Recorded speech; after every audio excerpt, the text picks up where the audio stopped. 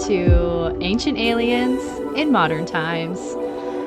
I'm your host, Melanie Wild. I am a New Earth Reiki Master teacher, and I have developed this podcast as a way to bridge the gap between our ancient alien origins and our current day modern times.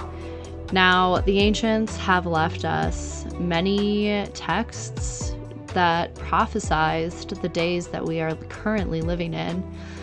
And so it is my goal here to walk you through, while I also walk through this wisdom, this knowledge that's been left for us, so that we can bring light to the darkness.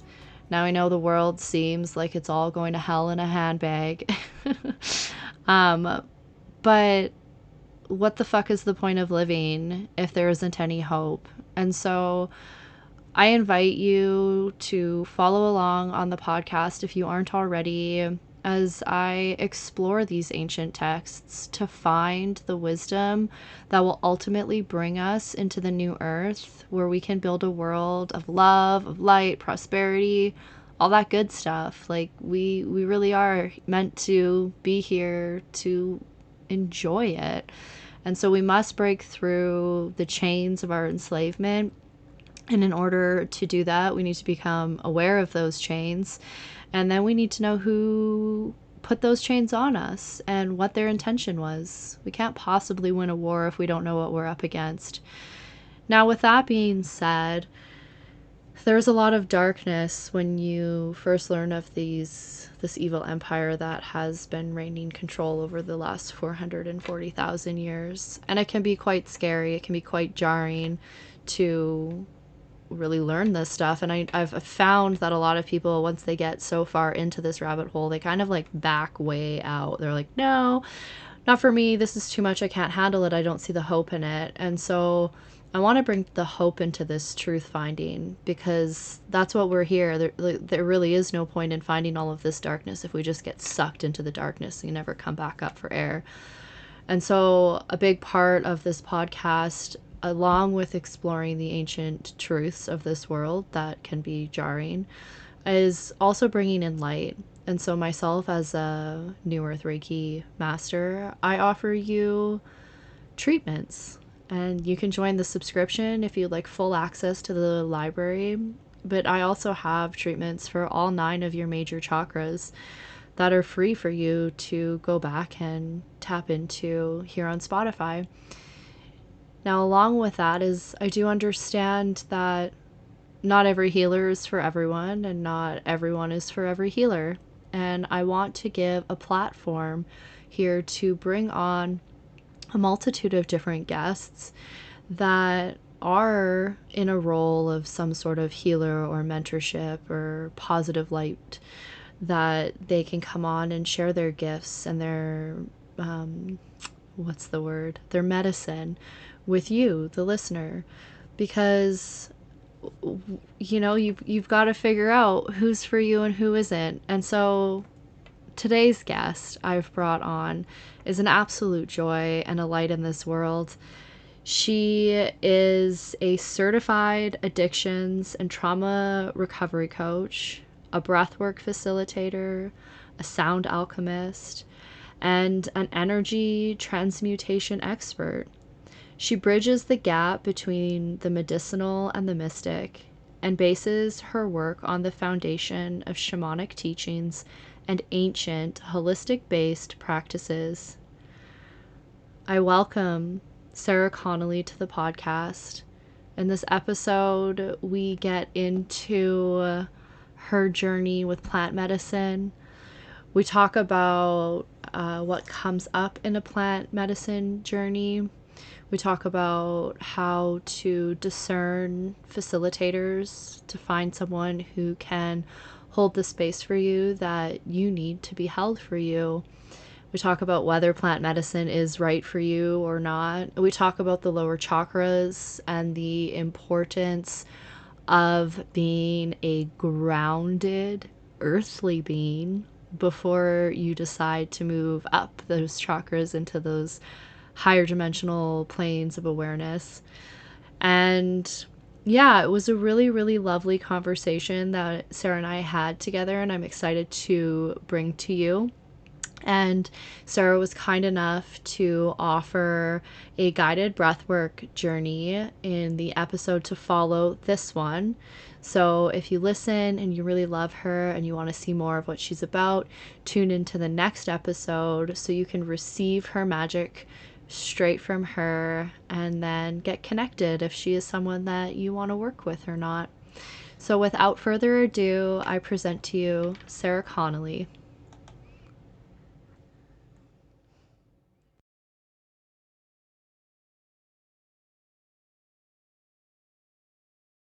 Welcome to the show. I Thank you want to so know, much. you're so welcome. I'm honored to have you here. You're big in the spiritual community here in Calgary, and I'm excited to get to know you a little bit better. So tell me, what do you do in this healing spiritual world? What are your offerings? And after you tell me what you offer, I want to know why. Why are you here? Why did you get onto this path of healing, personal development, spiritual development, and then to move into actually helping others on their paths? Beautiful. Well, once again, thank you so much for having me. I'm really honored to be here. And that question is honestly something I've had to reflect back to myself so much as I have just grown and evolved into this work in the past few years. And so I guess perhaps the best way to describe what I do would be that I bridge the gap between the 3D and the ethereal, the scientific and the spiritual. And I act as a conduit for others to come back home to themselves. Mm, beautiful. And how I came to this work is really because I began my own path in endeavoring to check off all of the little proverbial check boxes that society tells us make us successful. And from a very, very young age, I always knew that I wanted to help people. I had the blessing and the curse of navigating grief, death, and dying from a very young age, losing 13 loved ones in a 11-year period of my life. And I started to tap into gifts then, but like many of us do, I suppressed them for a multitude of reasons. And I thought because of how I was raised and what society told me was successful, that the only logical route, if I wanted to help people heal, was to go down the medical route. And so I went to university with the intention of going to med school. So I did all of my pre med requirements. And about 3 years into my bachelor's, I started to realize that I did not just want to go down the route of being a general practitioner. I wanted to do much more than just see people with stuffy noses and sore throats. And so I started looking into other aspects of health. And I found myself as an ultrasound tech after another 2.5 years of school. And that career served me very beautifully for a 5.5 year period of my journey. And it also opened my eyes to how deeply the industry that is health care, and for those who are just listening, I'm putting care in parentheses because I witnessed both working in private clinics and hospitals and the OR that the system is designed to keep us sick. And the way that we treat people, if we can even call it that, is from a very top down band aid approach. Very few times did I ever hear a physician ask somebody about their lifestyle, their diet, their sleep, their stress, their relationships, their trauma. And as an ultrasound technician, I had the blessing of spending typically a minimum of a half an hour with each patient for exams. And so when you are blessed with that extended period of time with people and you open your heart to them, they open up to you. And I Mm. began to witness and put pieces together of things that I was studying for my own personal knowledge and my own personal healing at the time, like the chakra system. And I started to really notice, wow, look at all these women coming to me having miscarriages or being diagnosed with endometriosis who are opening up to me about sexual trauma. Sacral Mm. chakra, right? Tied to the Mhm. uterus and the ovaries. Mhm. Wow, look at all of these women who I'm finding breast cancer in, who very clearly have unresolved grief and rage. Heart chakra, breast, physical ailment. Mhm. Wow, look at all these people with X ailment tied to this trauma. And something just really began to stir within me. And I got to a point where I just really started holding on to the notion for myself that this career had come into my life to open my eyes to all of these things, but it was absolutely positively not my dharma. It was not my soul's purpose. My purpose extended far beyond the realms of that work. And then the pandemic hit, and that was what I would call the cosmic 2x4 that I needed to kick me quite literally and proverbially out of that industry, because due to my personal health choices that I made at the time for my body and what I felt was right for me, I was put on an unpaid leave of absence, all while I witnessed individual after individual coming into the hospital with side effects of said product that Mm. did not make sense to my logical mind. I had never in my 5.5 years as an ultrasound tech seen that many blood clots with no predicated factors, no familial history in teenagers, 20-year-olds, 30-year-olds. Never in my career had I seen that many miscarriages in women who, again, had no rhyme or reason as to why they were losing that child. And I witnessed doctors who had signed an oath of do no harm quite literally say, both behind closed doors and to patients' faces and to workers' faces, that they did not deserve treatment. They did not deserve to live. They should, quote unquote, go home and start getting their affairs in order because of a decision that they had made that suddenly did not grant them the respect that they deserved. And never in my career had I ever witnessed that level of bias and projection of people's individual opinions onto other beings. Mhm. Never have we ever had the right to say, oh, well, you overdosed with drugs. Well, that's too bad. I don't agree with drug usage, so guess what? We're not going to pump your stomach. We're not going to heal your liver. We're not going to do the procedures necessary to detox you and get you out of this hospital, because you know what, we just don't agree with your life choice, so you should go home and Mm. die. Yeah, it was a wild time. Yeah. Still is, really. There's still quite a bit of judgment around that. So Yeah. were you still at the hospital or doing ultrasounds during like the vaccination rolls out?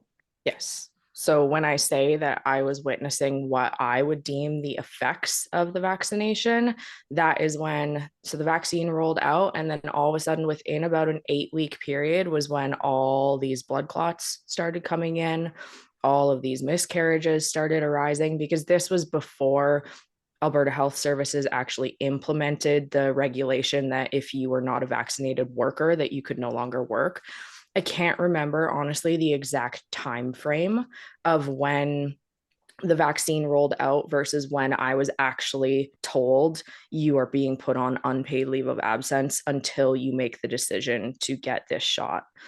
I think And that so it was in the fall that year, if I remember, because I had a client who was in the medical um, industry. She was a midwife, and she lost her job. And I remember it was around October it was that, around October. I just don't remember the period between the vaccination rollout and when we were oh, put on right. unpaid leave of absence. Because, yes, Yeah. so what happened was when I finally got put on unpaid leave of absence, I actually wrote AHS a 93-page paper with references on why that decision was so illogical. I spent probably a week of time researching and looking up scientific articles and going through the Pfizer documents and all of the health claims in the documents, the Moderna documents. I have still to this day a Google Drive document on my computer with hundreds of folders filled with information.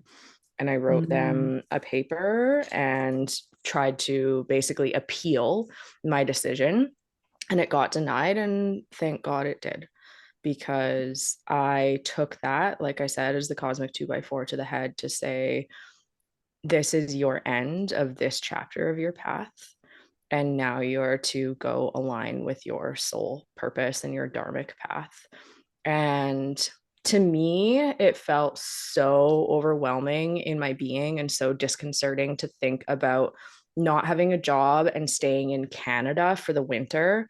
I'm a sunshine summer girl, and I much prefer being outside on a daily basis. And so I decided that I wasn't going to hang around for the winter. And so I gave my landlord less than a month's notice, and I shipped my car to Las Vegas because that was the cheapest place to ship my vehicle to. And I flew to Las Vegas because I didn't actually have time to drive and get all of my stuff together that way. I just sold everything that I owned, shipped my car, got on the cheapest flight, and flew out 48 hours before they closed the border to us unvaxxers.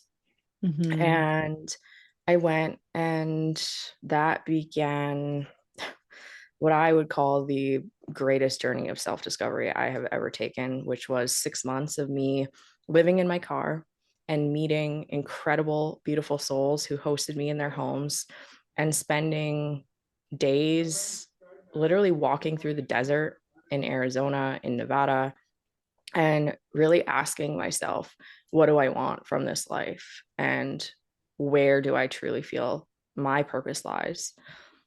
And as with anything, any decision that I feel is really led from the heart and the soul, the universe said, okay, you're going to be fully supported in this because this is in full alignment for you. And things just started unfolding so rapidly. I was accepted as one of 13 people to go train with Anahata Ananda in Sedona, Arizona. And I spent 2.5 weeks in person training there. And that was kind of when I really deepened into the teachings of shamanic wisdom, of true energy work, and what holistic healing really means, and what it means to treat someone from the root up by healing Hmm. core traumas rather than just doing a procedure or slapping a pharmaceutical and a written diagnosis onto whatever they've presented with. And so I received my breathwork facilitator training, my shamanic energy healing modalities training. And then after that, again, the ball just kept rolling. I was introduced to plant medicine, which for myself, after having done years of meditation and breath work and psychotherapy and neuro linguistic programming and all of these things for my own healing, I was blown away, quite literally, into another dimension and back as to how incredible the power of plant healing is. And that first, I did a guided plant medicine journey, and I had never before touched a single drug in my life aside from Hmm. alcohol. And it just opened up an entirely new reality for me. It enabled me in that one session to heal more of my core trauma and witness more of my true self than I had in 10 years of self work and psychotherapy and sitting in a counselor's office.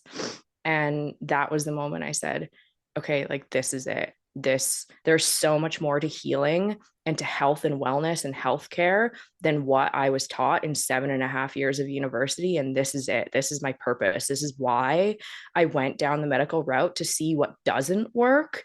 And now I have been gifted with the ability to see what does. And again, that's only from my personal point of view as well. And now I have the blessing of sharing all of that knowledge and wisdom and all of the teachings that have come to me between then and now, with all of the people that I mentor, all of the ceremonies that I facilitate. And honestly, it's just like, it makes me so emotional to even share it, because I just feel like so many people are still not aware of how powerful this work is, and that literally our healing resides within us, and that Mhm. we have everything within ourselves, our breath. We have the connection to spirit and to earth and to source and to our higher selves, our guides, our angels, our ancestors, literally residing within us. We've just forgotten. Mhm. That's And so so, powerful. yeah. So I help Yeah. people remember what that Yeah. is and how they can find it.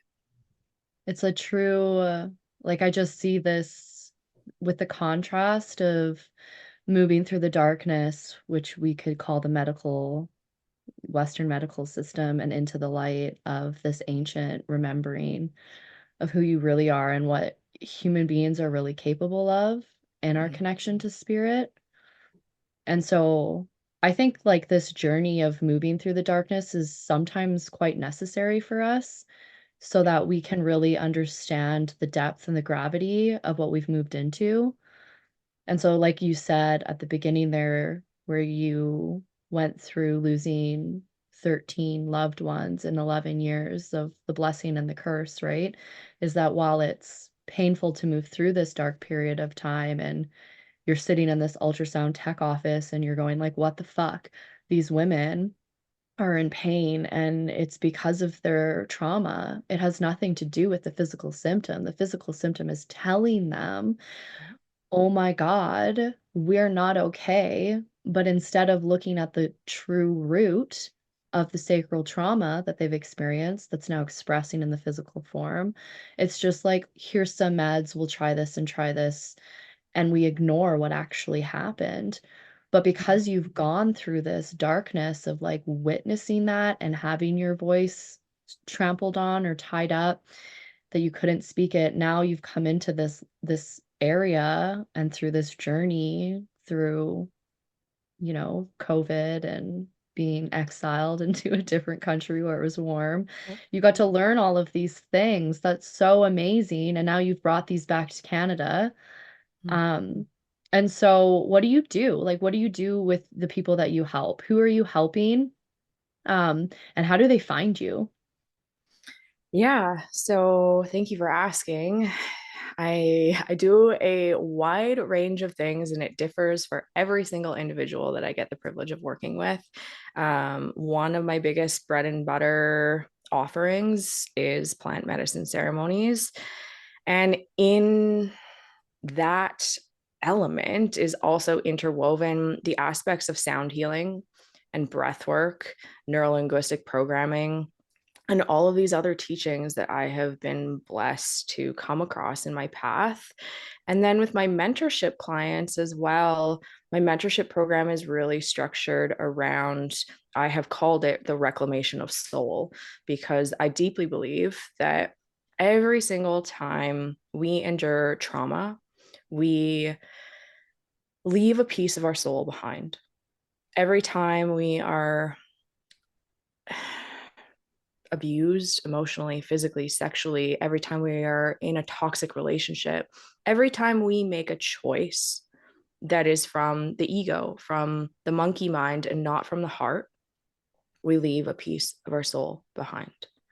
And so, what I help individuals do through breath work, through sound healing, through guided mentorship calls, through cord cutting ceremonies, through microdosing coaching, through full plant medicine ceremonies, is I help them go back and reclaim those pieces of themselves that they have left behind so that they can then come back home to their true self and Mm. align with their dharmic path or their soul purpose.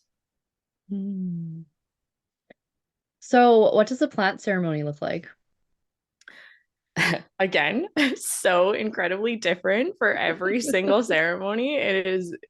I go in now, like plant medicine has been the biggest teacher in having non-attachment and zero expectation because I started this work and I was like, I had all these plans of how ceremony was going to go. And very, very quickly, I learned that plant medicine, every single plant medicine has its own spirit. At least this Mm. is my own personal experience and opinion, is that the plant medicine is what does the work, and the individual who's receiving the medicine, their soul does the work.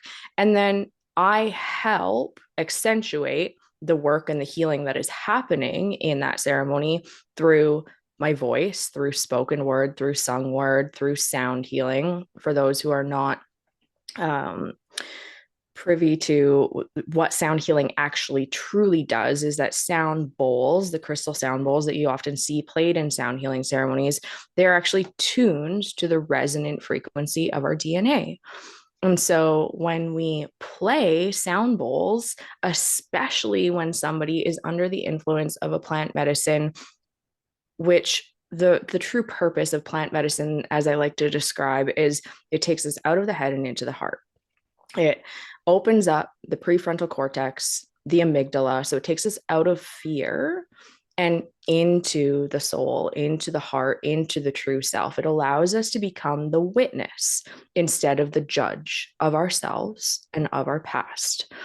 And so I curate playlists, I play my bowls, I sing, I speak, I guide breath work, I use tuning forks and energetic healing to help individuals in the ceremony to process whatever they're witnessing and feeling and to release the stuck emotions and trauma that have been somatically stored in the physical body and in the energetic body.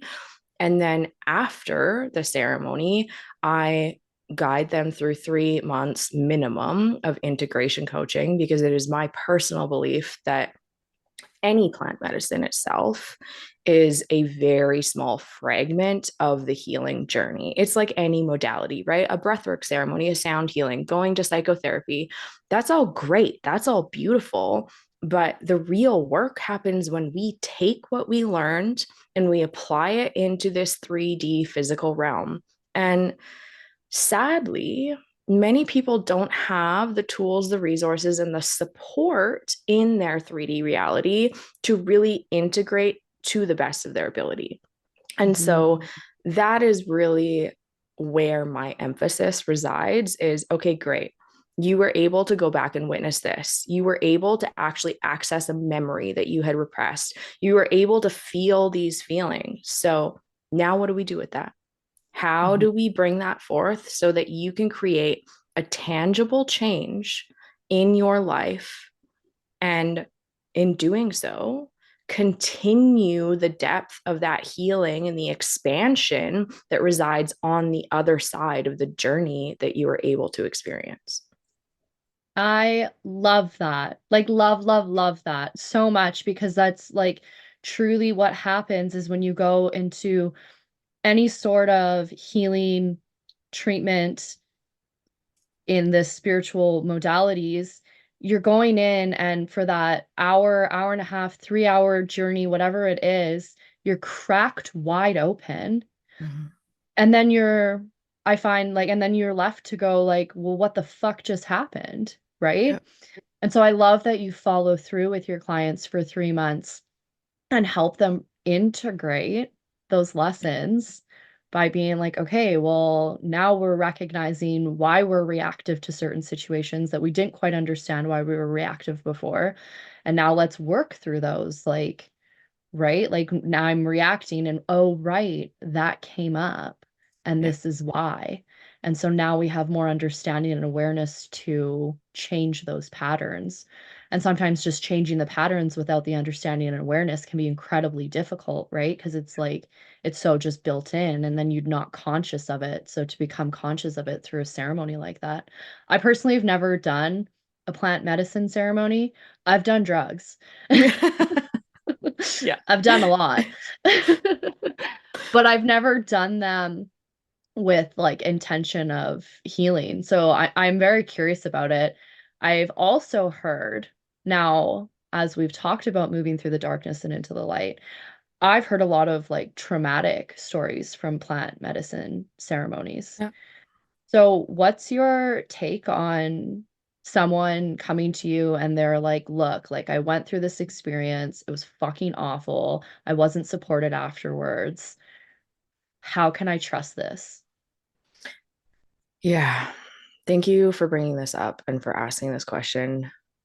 And again, I'm going to get emotional here because honestly, it really breaks my heart how many people come to me saying that, saying that they went into a ceremony to get healing and they came out more traumatized because of how they were treated or how they were unsupported because of the lack of care that went into their integration or the absolute absence of integration as a whole. And so I want to preface this by saying plant medicine is not for everybody. It is very trendy right now.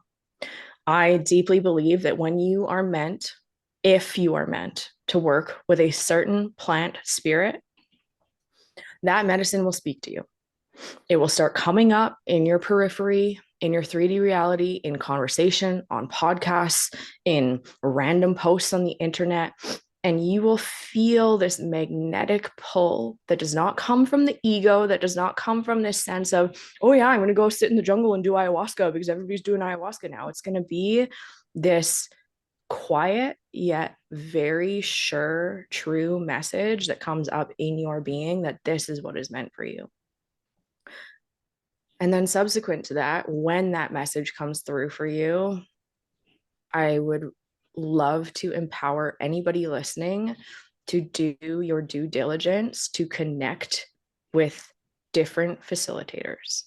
Because, Mm. Melanie, as you shared at the beginning of this call, even though you and I both have beautiful gifts to share and we do our own methods of healing, not everybody is going to resonate with how we work. And that doesn't necessarily mean that we're doing anything wrong or that because somebody doesn't resonate with us that is a testament to our skills or our gifts. It's simply the matter of fact that you will resonate with and magnetize to certain people because they have a specific ability to help you as an individual navigate what you are going through at that specific time in your journey. And so, if you don't feel in deep resonance with me as a facilitator, please go find somebody that you do feel that resonance with. And subsequent to that, please ask some questions of that facilitator. Ask what their personal history is with the use of the medicine. How many times have they sat? Where did they train? What protocols do they have in place for dealing with trauma? That is a big piece that I want to name here is that unfortunately, a lot of quote unquote life coaches and plant medicine facilitators have slapped this label onto themselves that they are trauma informed because they themselves have endured trauma. And Mm. that's beautiful. That's great that you have navigated your own trauma. That does not make you trauma informed. That does Mhm. not give you the ability to sit with somebody who has been deeply traumatized sexually, emotionally, physically, has navigated addiction. There are so many intricacies that go into this work. And so, a big piece that I took on for myself when I started to feel the call to do this work is that I went and did an addictions and trauma training program because I Mm. wanted to understand I personally have never had a substance addiction. I've had many other addictions to codependency, addictions to overexercising, addictions to food when I was bulimic in my late teens, early 20s. But that previous version of me did not understand substance addiction to the degree that I do now.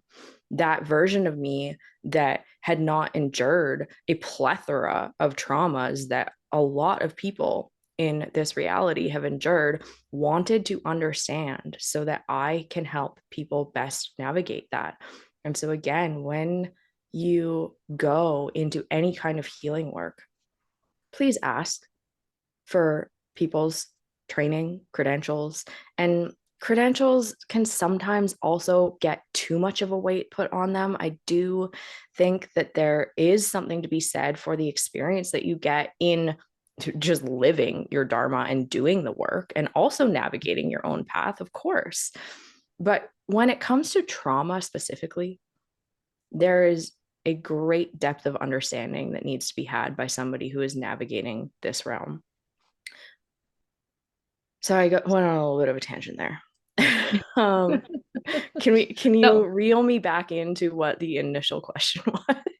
that was a perfect tangent. The question was like, if someone comes to you and has experienced a negative plant ceremony, what do you say to them? And I feel like you've answered that question very well. Yeah. Um, is that, look, I may be for you, I may not be for you. If I'm for you, fantastic. If I'm not for you, also fantastic.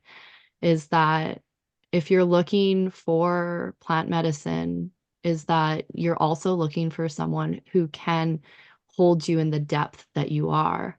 And so you do need to be aware of your trauma and what could come up in this ceremony when you're looking for a facilitator to hold that space for you.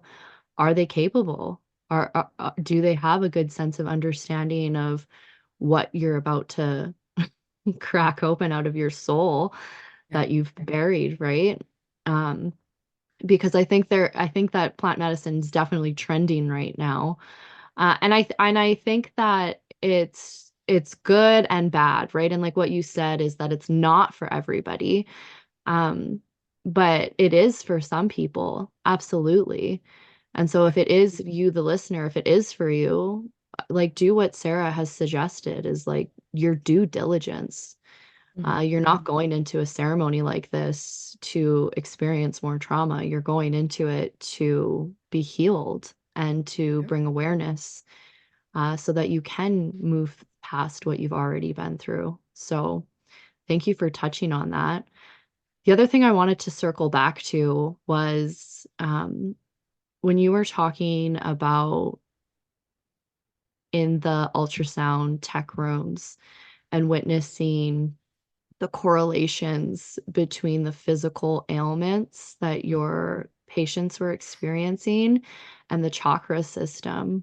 Now, this is something that I teach on in one of my programs. And so I love that you brought it up because it's like, it's so, once you learn this, you're like, whoa, this Yeah. makes so much sense. So, what is your, how should I word this question? What's your awareness around the chakra system and how it impacts the physical body? Like, is that too vague or I can you mean, I roll with feel like I could do an entire podcast just on the chakra system, but I'll try to sum this up. And so I briefly described a few things. So for those who have absolutely no knowledge of the chakra system, first and foremost, we have many more than seven chakras. The seven main chakras are just the ones that are specifically focused on, but the chakras are the energy centers that lie within the meridian points of our physical body, the main meridian being the Shushumna, which runs up the central axis of our body, up the spine. And so you may have heard the terms the root chakra, sacral chakra, solar plexus chakra, heart, throat, third eye, and crown.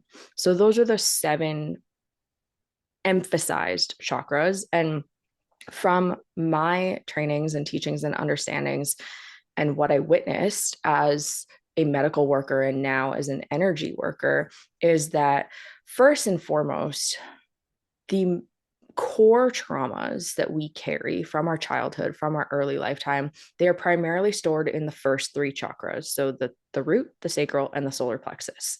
And when we think of ourselves akin to a tree, if we don't have solid roots, a solid foundation, we're just going to topple over. And so another thing I witness very often is a lot of healers and practitioners trying to address the upper chakras before actually endeavoring to heal root, sacral, and solar plexus chakra ailments.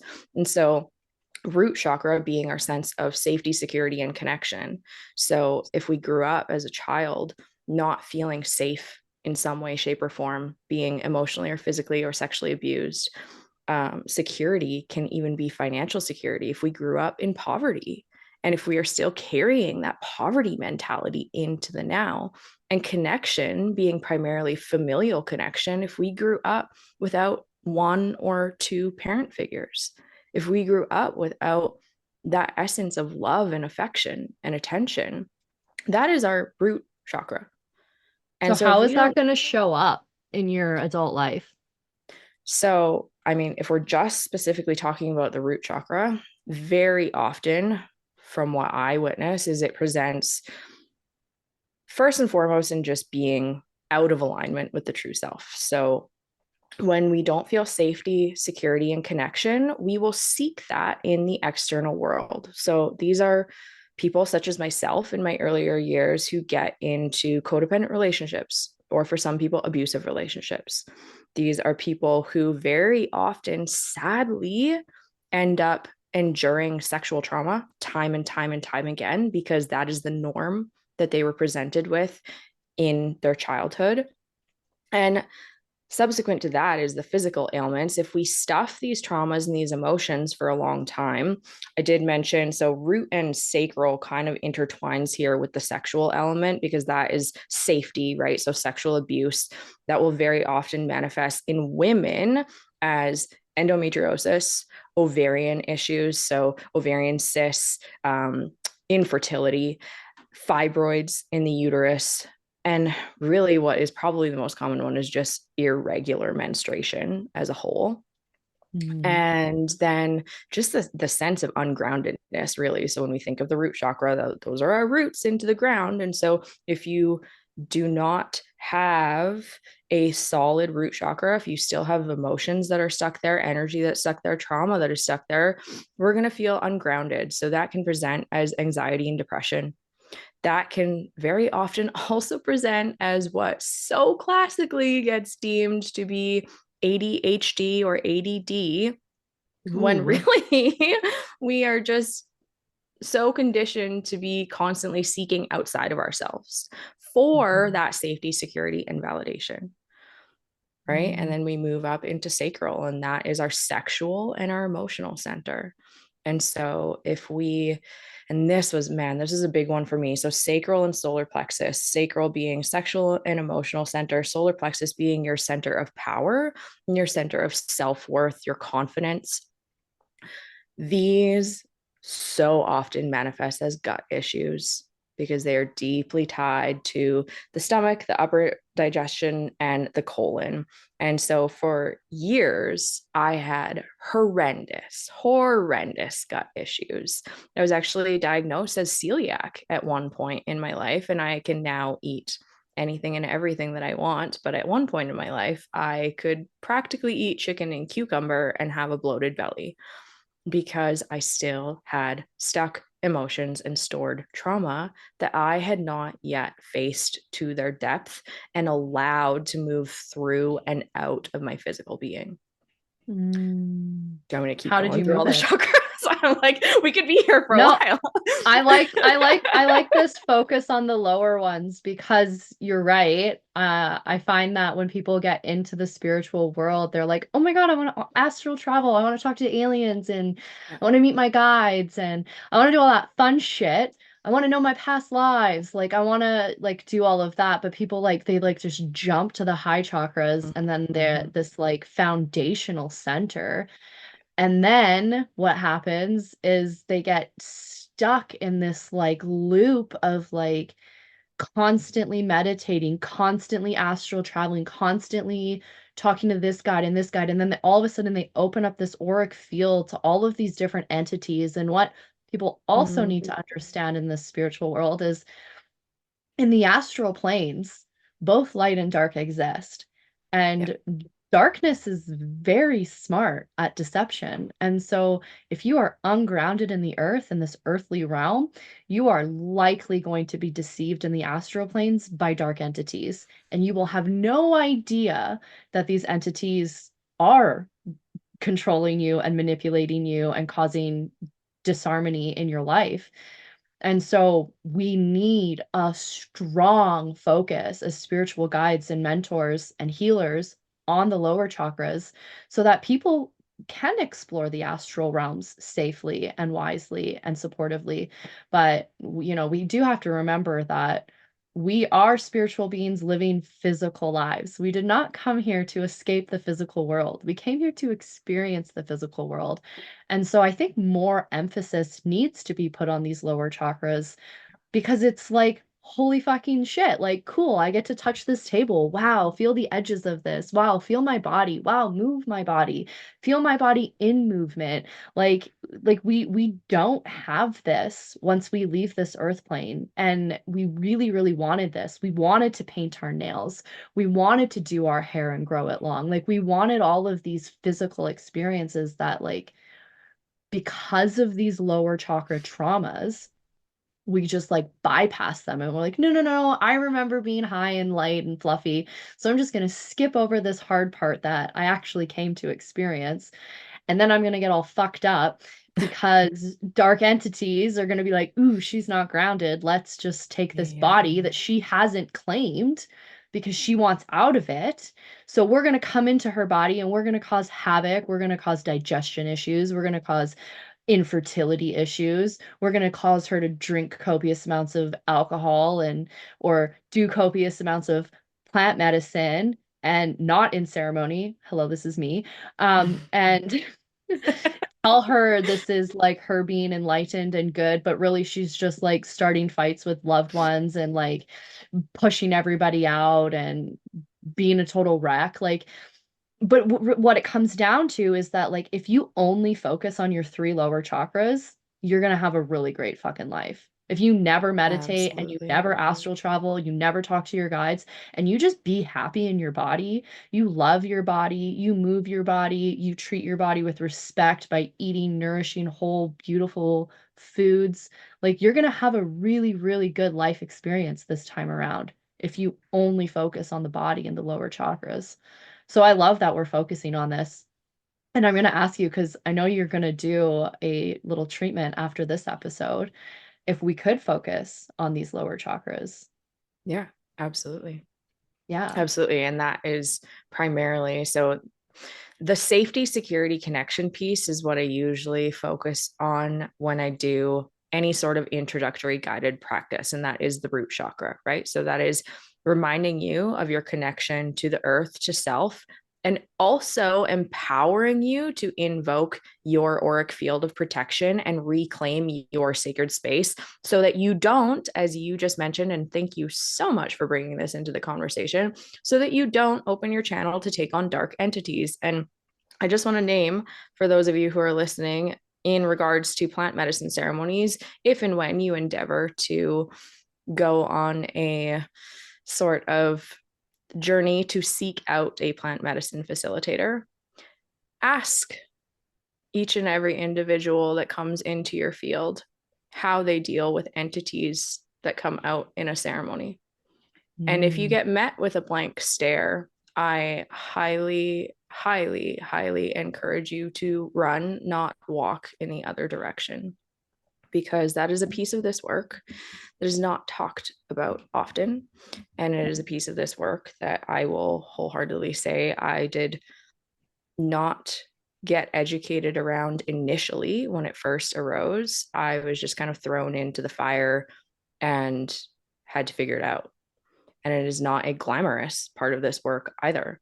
It is not exactly something I would say I desire to face and to work with.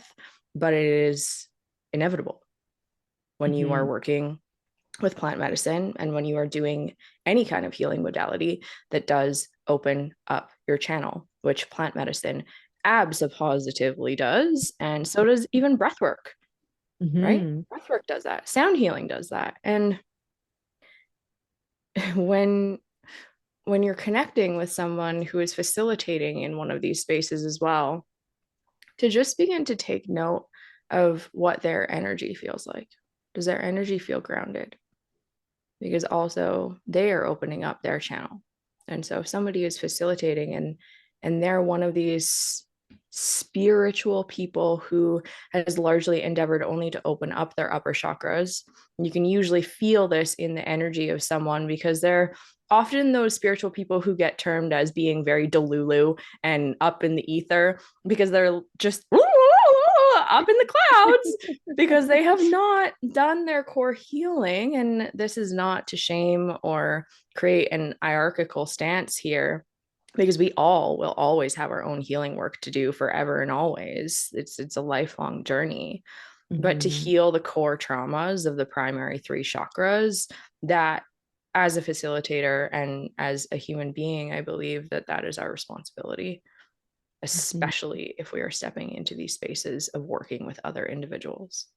Mm-hmm. And the astral plane, man, that place is wild. Yeah. Like not a lot of rules up there. No, definitely not a lot of rules. Not whatsoever.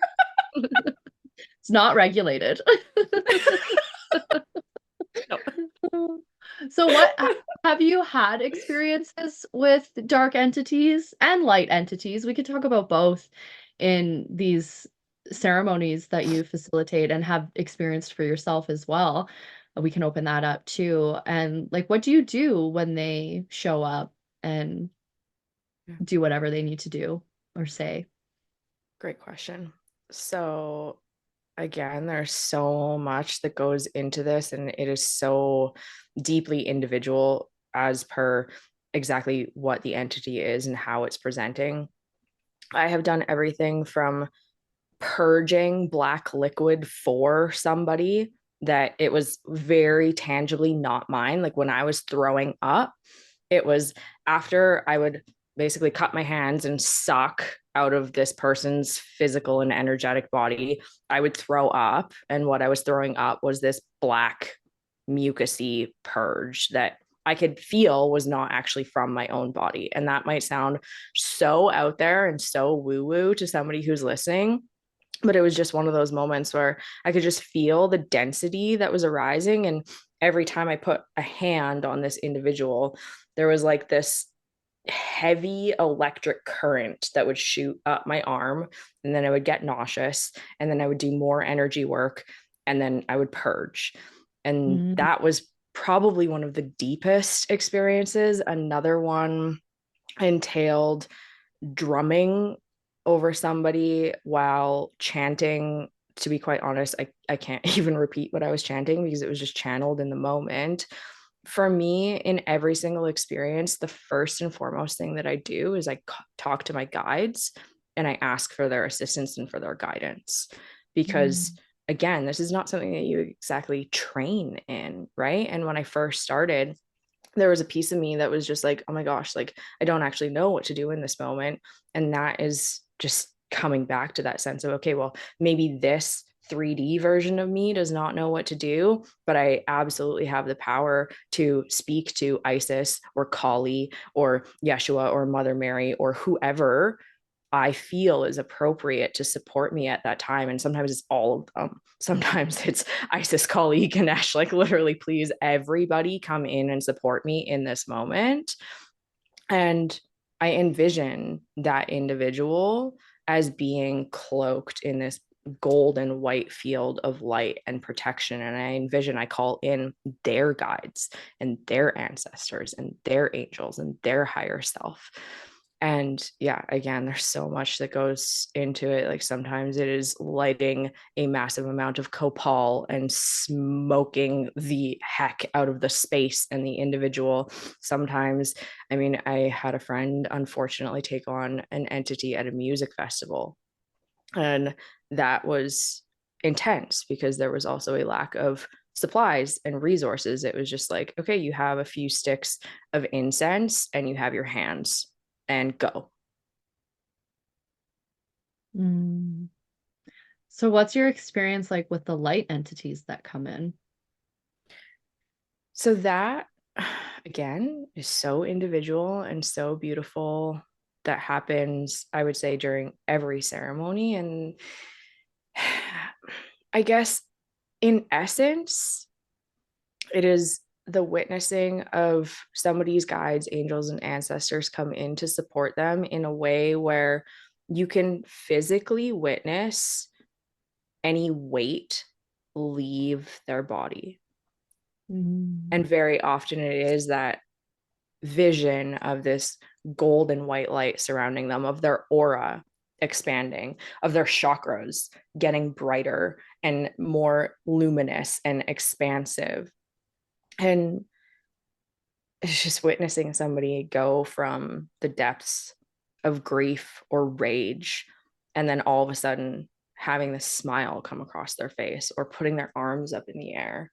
And very often, I also witness what I would describe as somebody's wings coming back to them, where I feel very often when I put my hands behind somebody's back or I'm doing energy work on them, that these wings of theirs that have always been with them, that were just hidden or shrunken or fallen down to the sides, all of a sudden they're able to lift up, and this person is just stepping into their own divinity in essence. Mm.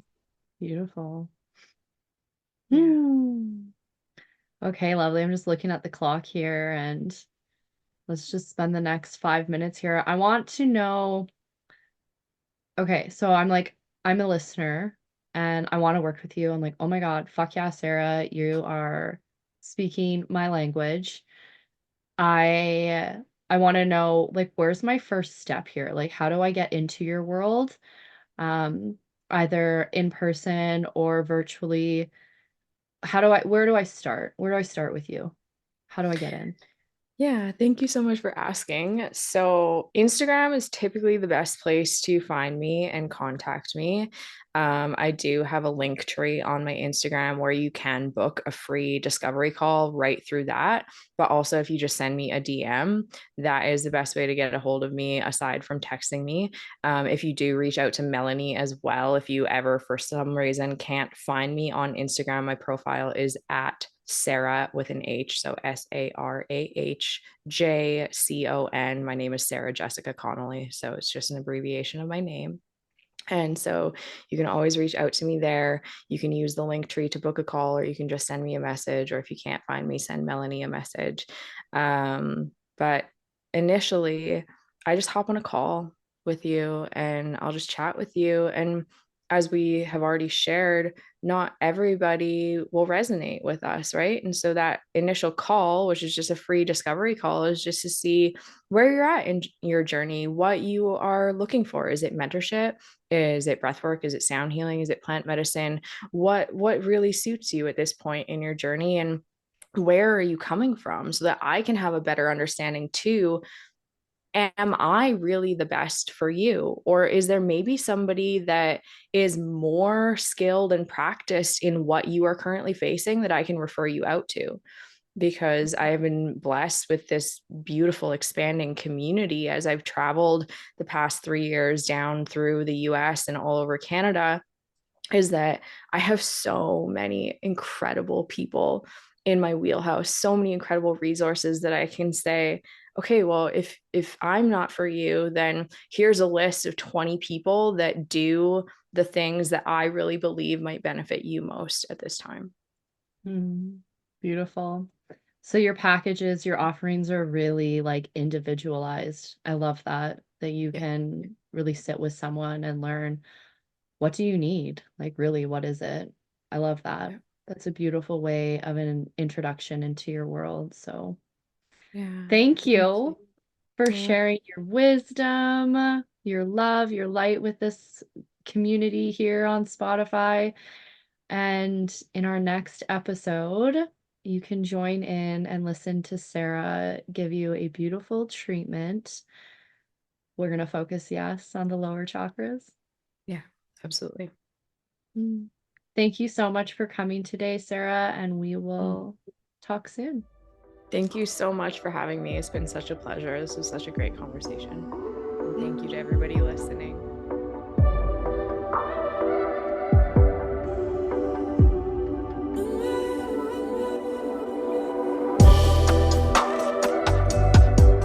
Thank you, thank you, thank you, thank you for tuning in and supporting the podcast today as you listened into Sarah's wisdom. What a beautiful conversation we had. I will link all of her contact information in the show notes so you can get in touch with her. And if you enjoyed today's episode, it would mean a great deal to me and to Sarah if you could leave some of your gratitude or your insights or anything that came through for you in the comments. I will post a link that you can comment in, and I will be sure to forward any of your messages onto Sarah so she can receive them as well. If you are enjoying the podcast as a whole, it would also mean the world to me if you could go ahead and give the podcast a 5-star review. This helps get the word out to more and more listeners. So thank you, thank you, thank you. Now, if you are someone who is looking to get to know your chakra system, as we touched on this in this episode, if you want to learn about your lower chakras as well as your higher ones, and not only just learn about them, but learn about yours, like what is yours doing? What is yours in alignment? Is it in alignment, out of alignment? How fucked up is it? And can you bring it back into alignment? And in my signature program, the Energetic Revival Alliance, we do just that. It's an 11-week online program, live, I should say. This is a group program. And so we meet once a week on Zoom, and week by week we work up through the 9 major chakras, starting at your Earth Star chakra, going to your root, sacral, solar plexus, and so on. And in this journey, you not only deeply learn about your chakra, but you learn about yourself. You learn about what you've become unconscious to in your reactions, and you learn really, really what you need to feel like so divinely whole and wanted and purposeful and in love with your life. Like, I've run this now since 2021. It's now 2024. So for the past 3 years, I've had a multitude of different groups of women come through. This is for women only. Sorry, boys. Women, we sure do need a space together without men so that we can really be vulnerable and let our guard down. And so the past clients that have come through this have moved on to releasing their lifelong anxiety, their lifelong distortion with their body image. They've been able to improve their relationships with not only themselves but with those around them, establishing strong and confident boundaries so that they can have long, meaningful, lasting relationships with those that they love. And I think the biggest thing of the ERA is that you really, really come into a deep connection to the oneness, the universal intelligence that exists beyond all time and all space, the being that we call God. You feel truly connected to something so big and so important. And when we feel this connection in our lives to the oneness, to God, we do great things. You know, like your purpose just comes online and you walk through life with ease and grace. And so if you're someone who's been struggling with anxiety, struggling with physical body issues, struggling with your relationships, your reactivity, anything, because this chakra system really has to do with everything. The next round of the ERA starts on May 16th.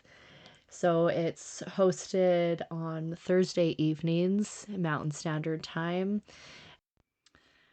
I would love to have you in this next round. So, if this is something that you are interested in, learning deeply and intimately, not only about the 9 major chakras and their influence on your body, mind, and soul, but how to bring yours back into alignment and doing just that through an intense journey that you are fully guided and supported in within the Alliance. Thank you again for tuning in. I am sending so much love to you and gratitude to Sarah one last time, and may peace be with you.